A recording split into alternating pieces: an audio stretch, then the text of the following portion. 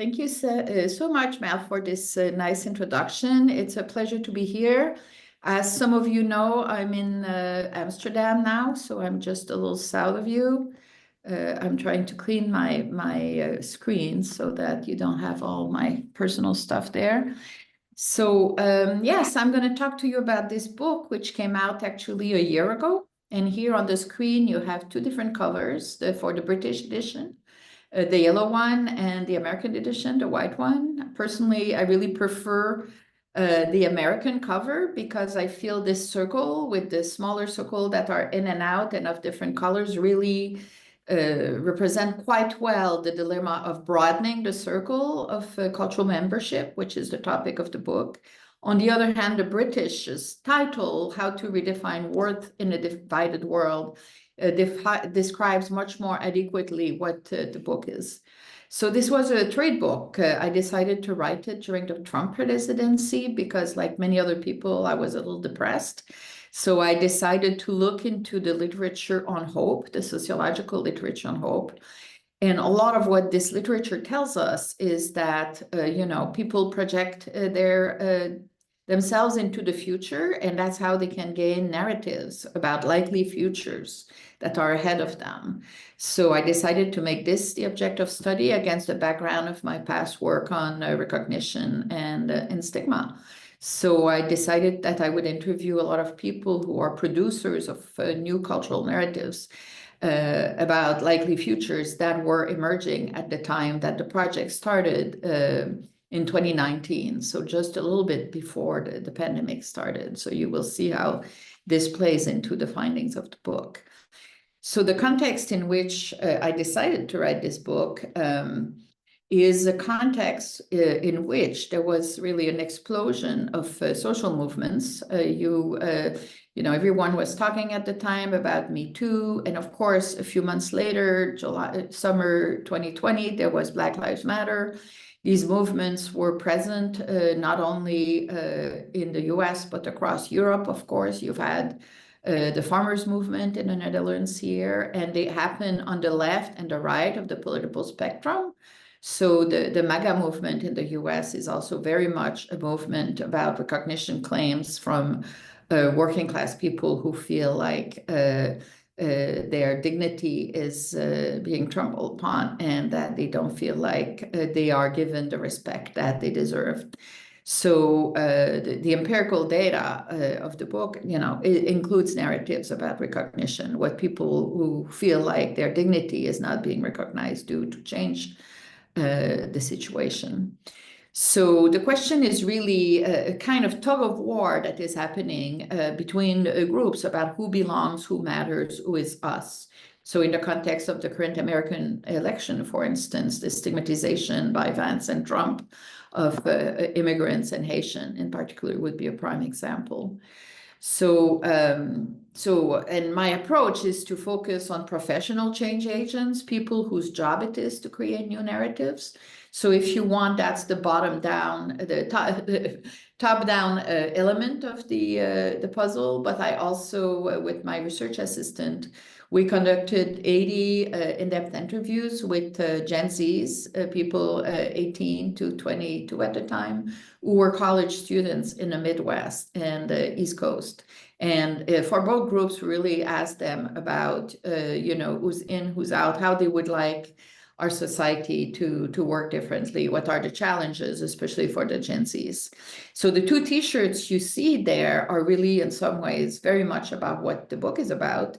The person with the white T-shirt is Zachary Drucker, who served as an advisor, a consultant to the show Transparent, which became enormously important. And Drucker is a trans person, and the T-shirt says, "I see you always and always." And when I interviewed Joy Solway, who is the creator of Transparent, and I asked them why they created this show, they said, oh, it's very much about, helping the general public to understand who trans people are and to represent them with dignity the way that they want to be seen. So really to go beyond the stereotypes to describe, and as the viewer sees this advanced middle-aged woman who recently transitioned negotiate her new identity with her adult children, this narrative really humanizes this woman and helps everyone relate, because all parents face the challenge of negotiating their relationship with their children, right? And the black T-shirt is something that ended up being on the lawn of many Americans, and it's a T-shirt that's largely about what I will call in this book ordinary universalism, the notion that no human is illegal, love is love, which is a slogan that was at the center of the same-sex marriage movement, to really emphasize what all human beings have in common, which is very much at the center of the argument of the book, because you will see I will be arguing that at the time that the American dream is really collapsing and seeming extremely out of reach for millennials and Gen Zs, they are very much in the business of creating a new collective narrative that has to do with social inclusion. And of course, also to some extent with wokeness, what has been called wokeness, which is really a narrative about, being more inclusive, which is why things like, non-binary restroom or pronouns have become, kind of the symbol, the epitome of this wokeness culture. But I approach this wokeness culture very much differently than those who simply denounce it, to understand more how it operates at the level of our shared definition of worth. So an example of such a cultural producer who has played a role in challenging this narrative is the singer Lizzo, who performed at the 2020 Grammys, surrounded with 24 very large African-American ballet dancers. And the space in which she works is very much one of challenging, the fat stereotypes through body acceptance, so that you would put on stage a large African-American woman who very much create a shock with the stereotype of ballet dancers as the epitome of white femininity, typically extremely skinny white women who are moving in very gracious ways. And a lot of the lyrics of her songs are about self-acceptance. So this is an example of a script that has diffused very broadly, where the language of fat acceptance is now at the center of many campaigns. The soap Dove, or their underwear brands that are also now advertising bras and lingerie with very large women. So these things have been changing quite rapidly, although the stigma of obesity remains powerful, as I will argue in a few minutes. So the study, as I said, is based on 185 interviews with change agents across a number of fields, which are producing new narratives, some of them very explicitly so, such as the entertainment industry, although the primary goal, they don't say we produce new narrative, they produce entertainment which contain new narrative, but it goes from philanthropy to union organizing. You will see in a minute how I conceptualize that. And there's a large subsample of comedians and Hollywood creatives, 75 people. And we were exceptionally lucky, I would say, with the pandemic, because the interviews had already started before the pandemic, but then with the pandemic, they all stopped working. So we were able to interview a lot of people who would never have been available otherwise. You will see the sample of interviewees is really exceptional. And then these Gen Z students who were first interviewed before the pandemic and then during the summer of Black Lives Matter. And most of them, middle class and working class. So the broader background of this, I'm going to say a few words, since this is an audience of analytical sociologists, about the conceptual framework behind the book. Although this is a trade book, there's a lot of work that went behind this in previous years on the conceptualization of the cultural processes. And this book is also located in the context of a collective a research agenda called the Successful Society Program, funded by the Canadian Institute for Advanced Research. And we met for 19 years, yes, 19, 3 times a year, The group included people like the philosopher Will Kymlicka, the historian Bill Sewell, sociologist of culture Ann Swidler, and I co-led this project with Peter Hall, and later on with Paul Pearson, also a political scientist. And one of the books we published, this one, is about, really a response to the concept of great focus on individual resilience, to focus on social resilience. And this, I think, is of partly interest to analytical sociology, because we really are focused on the connection between the micro and the macro, with a focus on the meso level and the role of institutions and cultural repertoires in mediating the two. And our focus on social resilience is, for instance, on the role that institutions such as same-sex marriage have had in bolstering the resilience of groups. So it's never the resilience of individual, it's really group dynamics. And as we can witness with the decline of suicide attempt among LGBTQ youth after the passage of these laws. And that's done partly through the intermediary of cultural repertoire. So later I'll present a causal path, which will illustrate how this works. But, it's a conversation, a much broader conversation that also included epidemiologists and a lot of other people.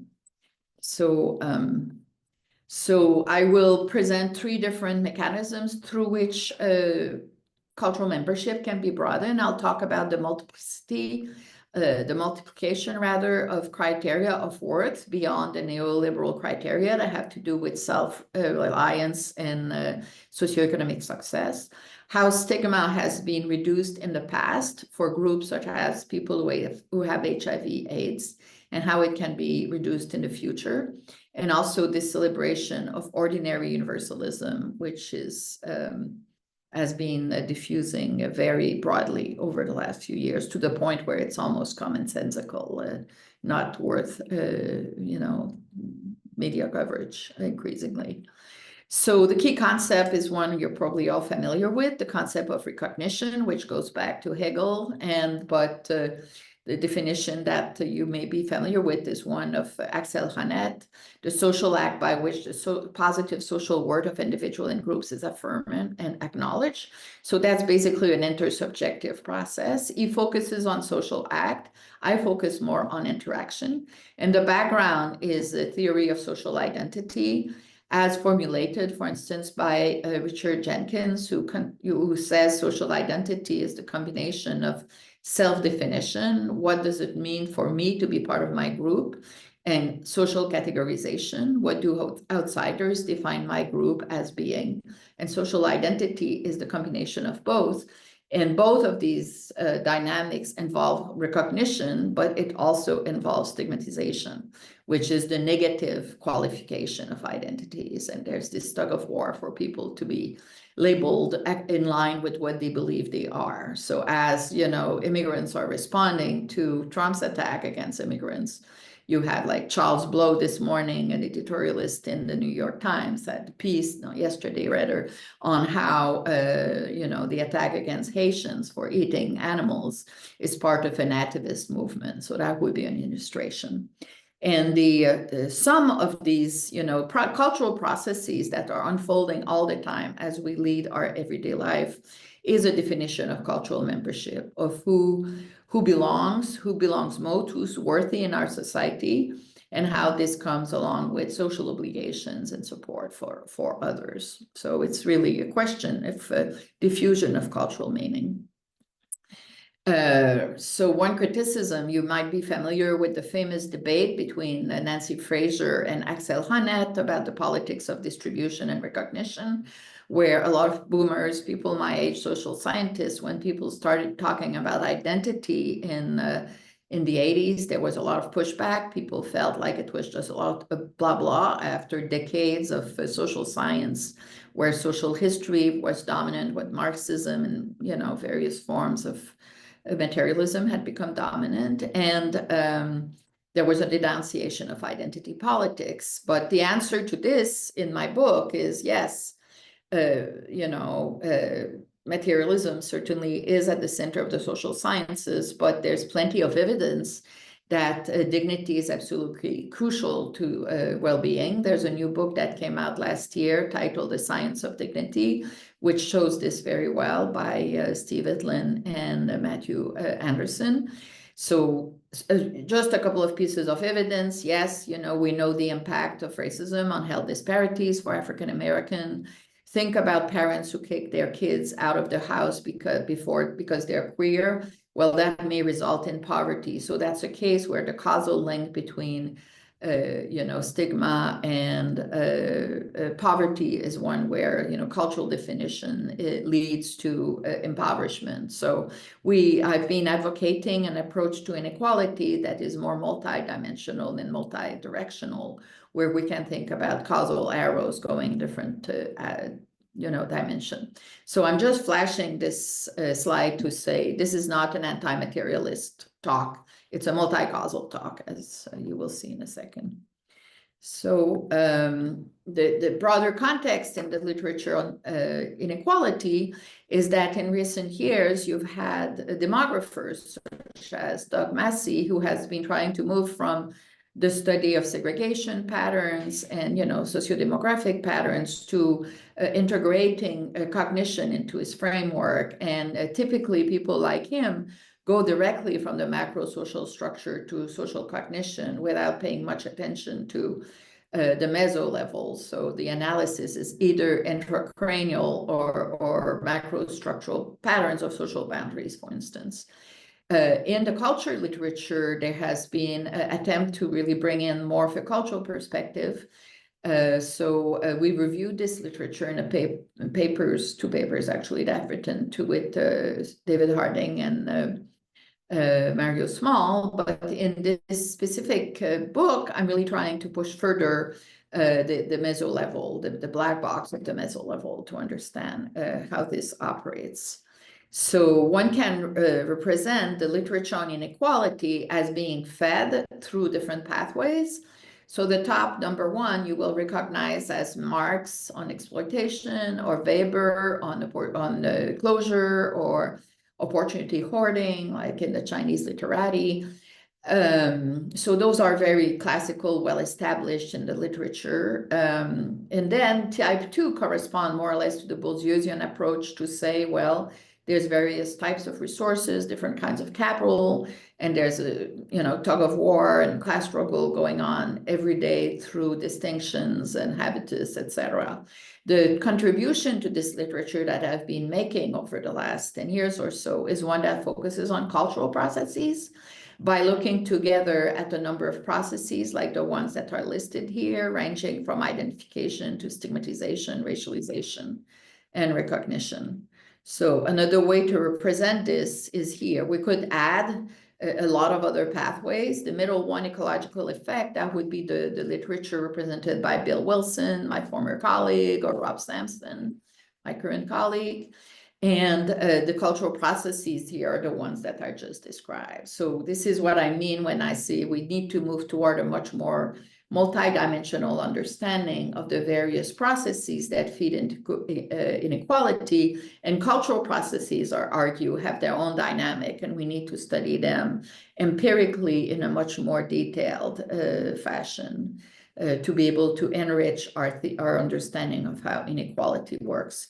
And that's what I've tried to do in a number of papers that are both empirical and theoretical. So the top one is probably the most important one, because it really addresses this question that the title, Cultural Processes and the Making of Inequality, and it discusses these various processes as intersubjective process that unfold as we experience reality. And this paper at the end has a coda that compares the concept of process with that of mechanism, which engaged at some level with the analytical sociology literature.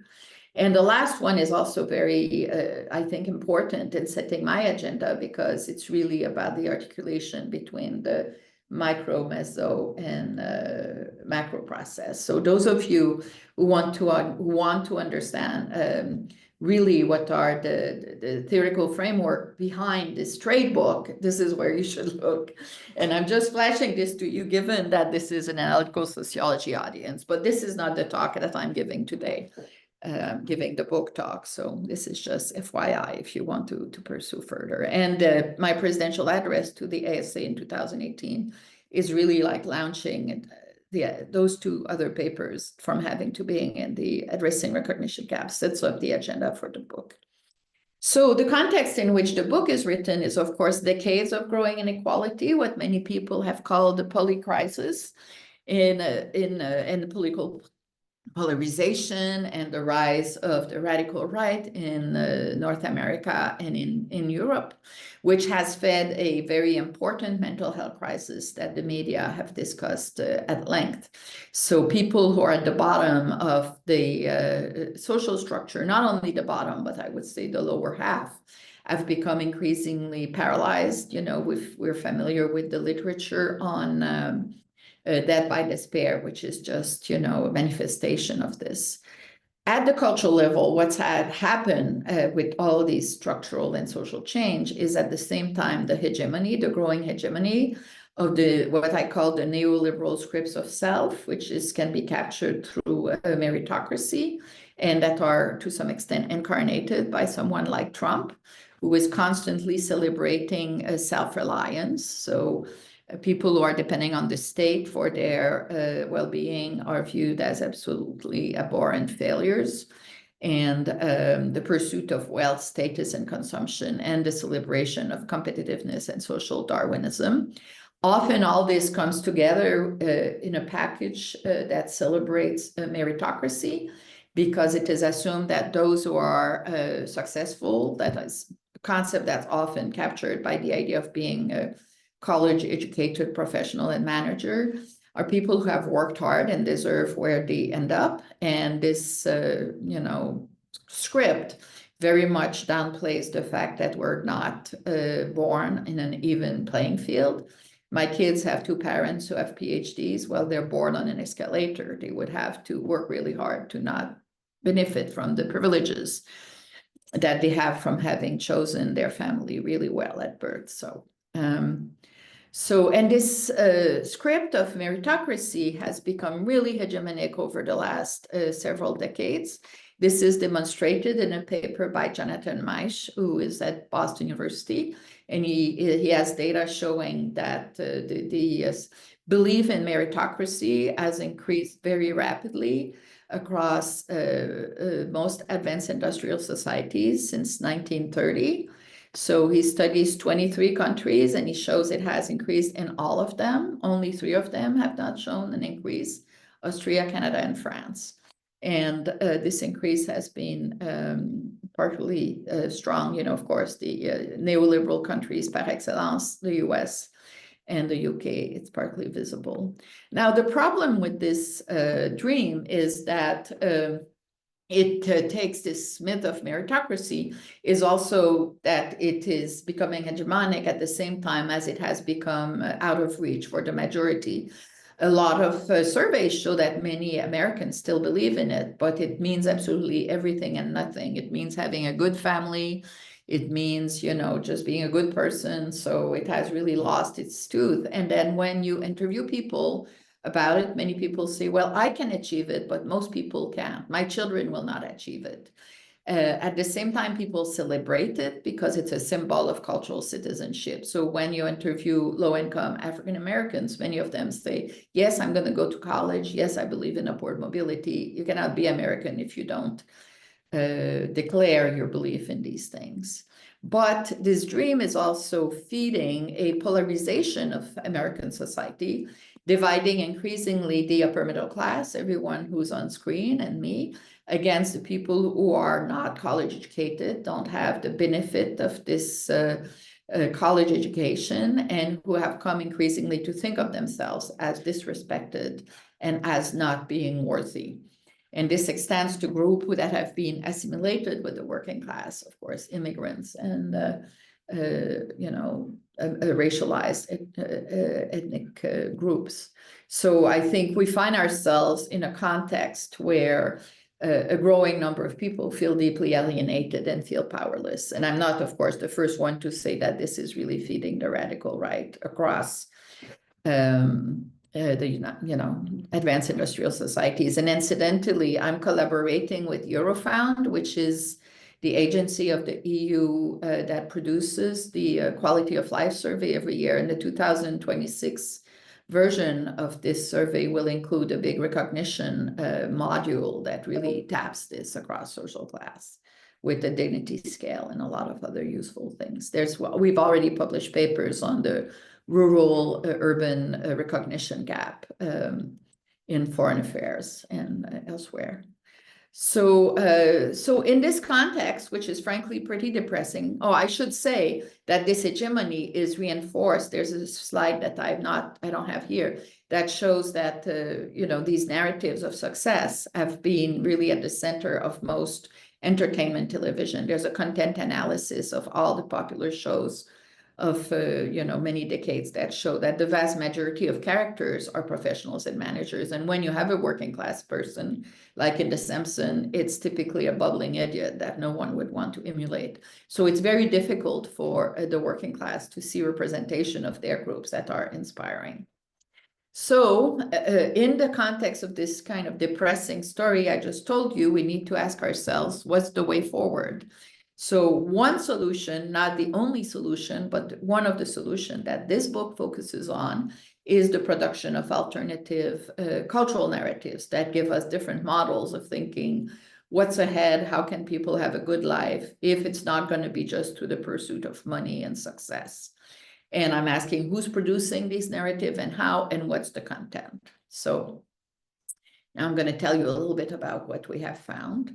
The approach is really, in fact, a very broad empirical study of the public sphere.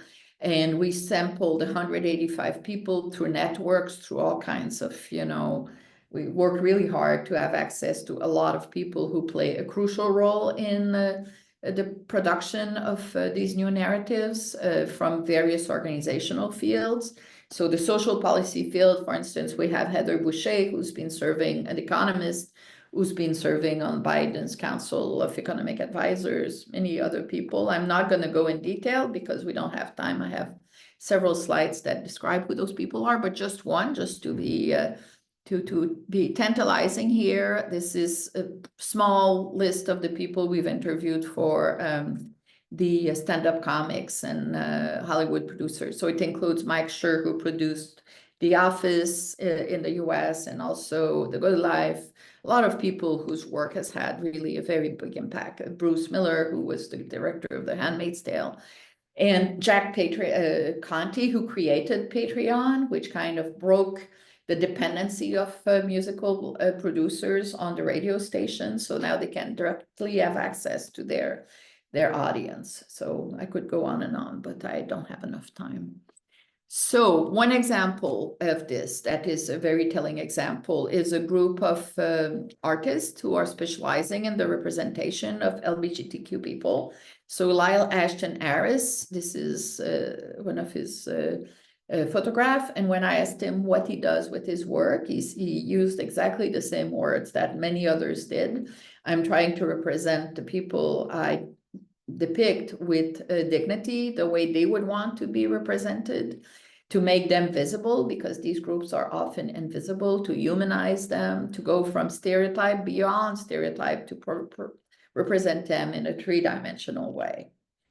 So there's, in our study of the stand-up comics, we did a very detailed analysis of what they say they do in the context of the interviews to try to challenge stigmatization. So one example, we created the typology of their strategies. So one of them is what they call, or we call, the Trojan horse. So they say, well, our job is not to lecture people and get them to eat their vegetables. It's really to entertain them. But while we're making them laugh, we also throw in a lot of, narratives about different groups, and with the hope that they will relate and connect, and they laugh when they connect with what we say. So I think of my work as very much contributing to, reducing discrimination, because I make fun of, people who are homophobic, etc. So there's a lot that is going on there. And we have 2 papers that are looking very closely at how this is done. And I can return to this in the Q&A if you're interested. Another example, which is more mainstream, if on YouTube you Google question bridge, you will see this video, which is created by an artist named Hank Willis Thomas. And for this video, he interviewed 150 African-American men across 12 cities, and they asked them the simple question, what does it mean to you to be a Black man? And he found that they thought, the answers they gave were extremely diverse. The one thing they all had in common is the experience of living with all the stereotypes that are associated with Black men. And what's interesting with this video is that they really used it as a tool to create a lot of discussion throughout American society. So they created an alliance with this organization called the Campaign for Black Male Achievement, which has organization worldwide, nationwide, and they were in charge of a campaign that's very well known called My Brother's Keeper. And when I interviewed Sean Dove, who was the director of this organization, about why this collaboration, he said that he has an organization that's really focused on narrative change. He said, instead of defining Black men as a source of problem, we want to define them as a source of possibility and really to create new narratives about them. But that's just the tip of the iceberg, because there's a lot of other organizations in the US that are doing this.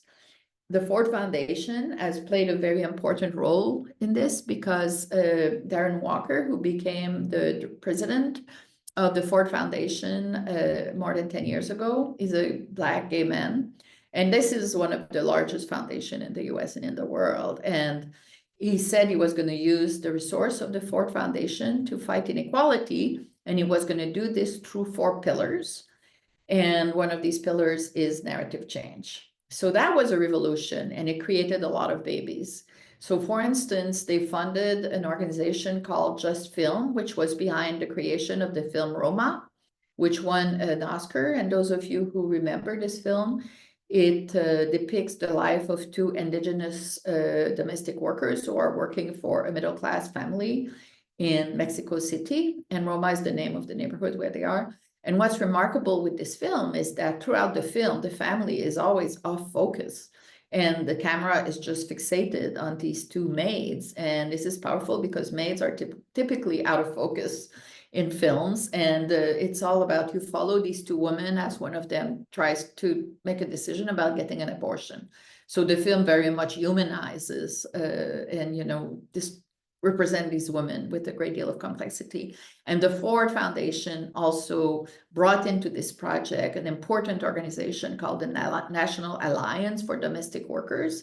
And I interviewed Agent Pooh, who is a very important leader in unionizing this sector, where a lot of women are underpaid and very much exploited and living under terrible conditions. So the goal was very explicitly to try to make domestic workers visible and to destigmatize them and to humanize them. And this is part of a much broader phenomenon that the book documents to create what I call recognition chains, which connects the cultural product of the cultural producers with the means that they need to scale up these narratives and make them very widely available through society. And the funders, such as Ford or the organization that I mentioned earlier, are playing a very crucial role.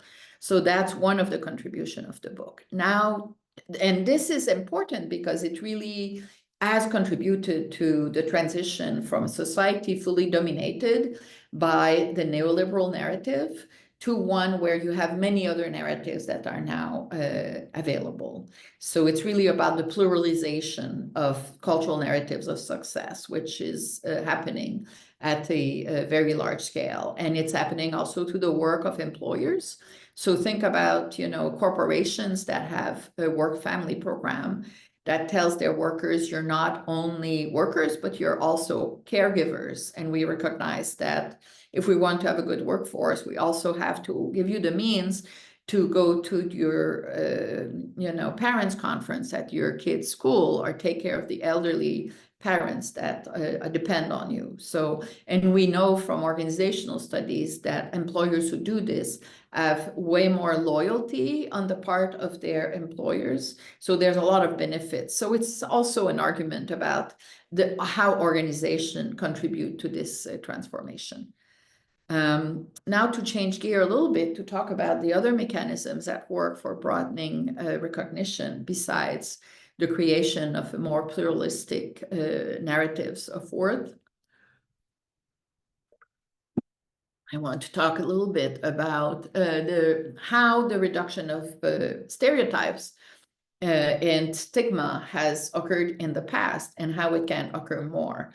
So this is very much, that part of the book is very much challenging the literature on tribalism, which Jonathan Haidt and others have pushed. That's very anchored in the literature in psychology, which argues, social identity theory, which says we're naturally predisposed to value people who are like us and dislike people who are not, in group out group kind of dynamics that would be grounded in evolutionary psychology, which is deeply sexist and grounded in notions about human nature that I think are highly speculative.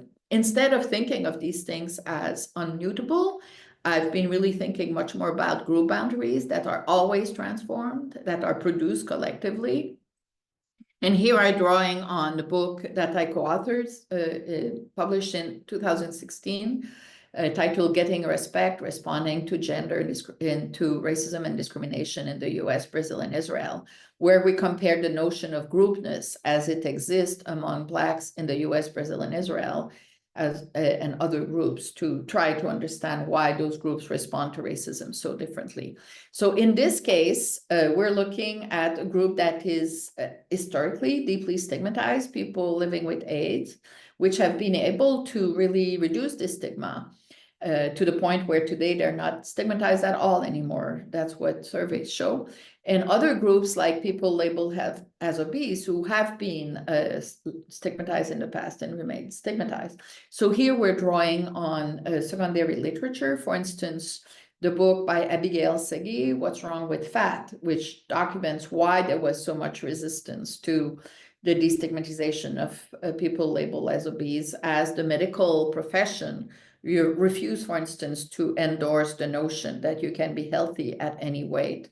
Whereas in the case of people living with AIDS, they were able to create, there was alliances created between social movements, and the social actors that are crucial here are, a lot of them are knowledge workers, legal experts, medical experts, journalists, social scientists, who have produced a lot of evidence that it's not a disease hitting, gay men who engage in promiscuity, that anyone can get AIDS. So there were lots of action, and this pathway is anti-tribalism, if you want, because it really shows that the production of destigmatization involves collaboration between a number of groups that draw on cultural resources that are pre-existing and engaging in destigmatizing action that result in a transformation in the frames through which the group is perceived.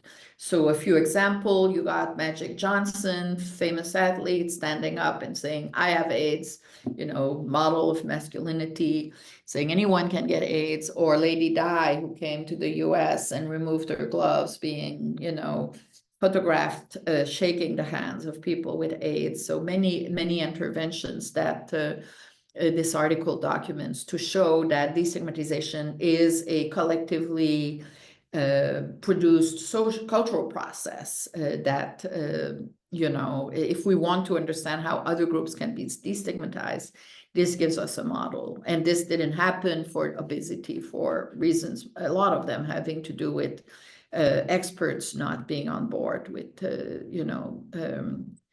body acceptance, if you will.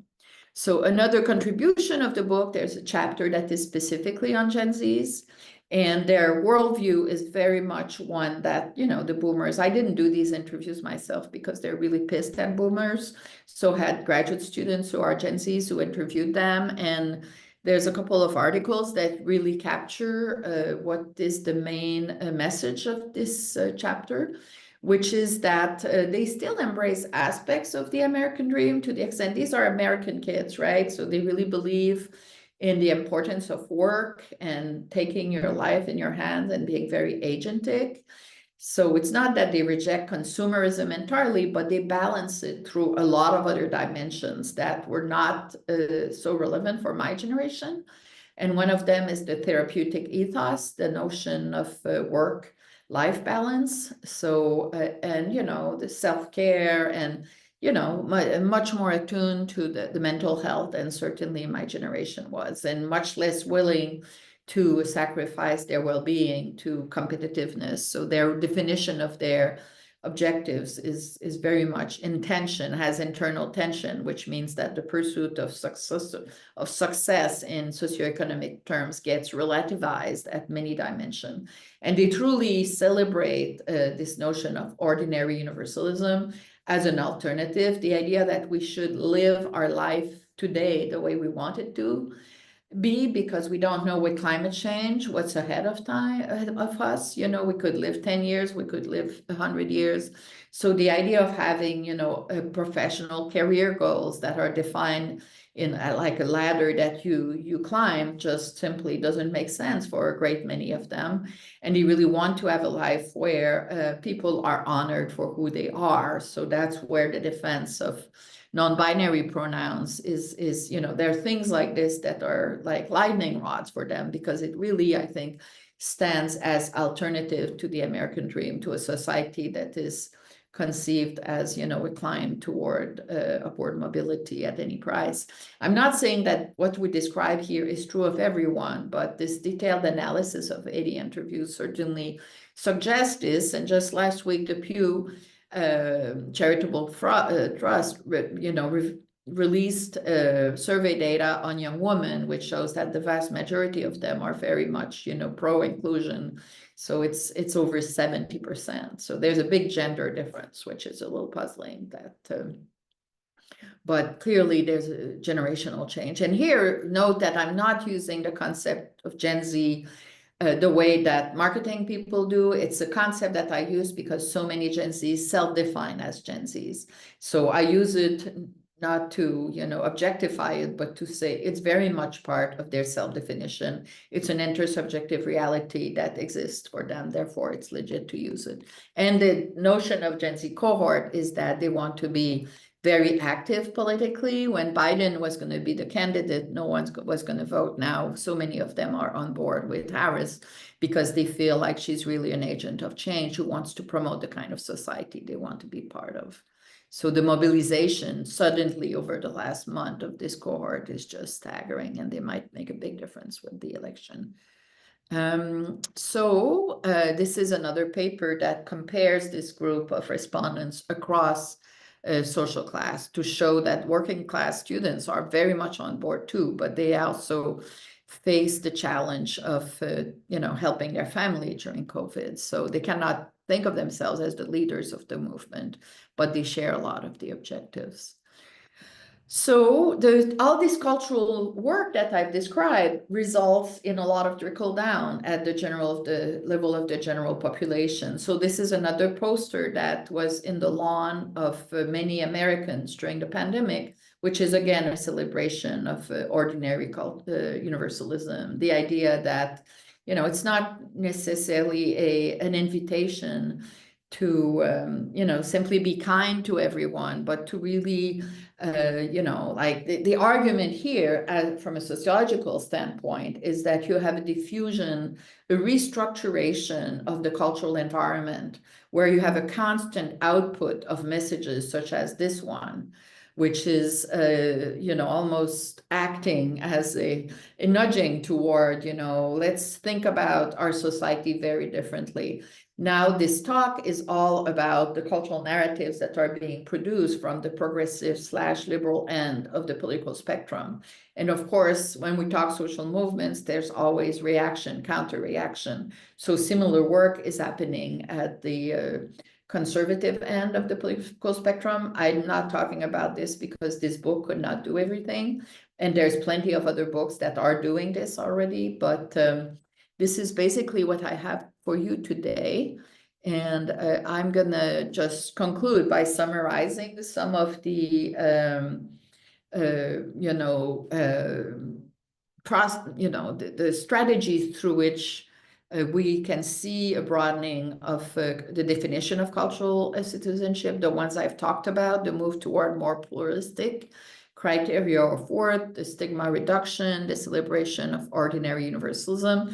And there's also a lot of other institutions that are on board. I've already mentioned Eurofound, but I will also mention that I was asked to be the co-lead of the 2022 Human Development Report produced every year by the UN, and it's all about narratives, and it cites tons of sociologists.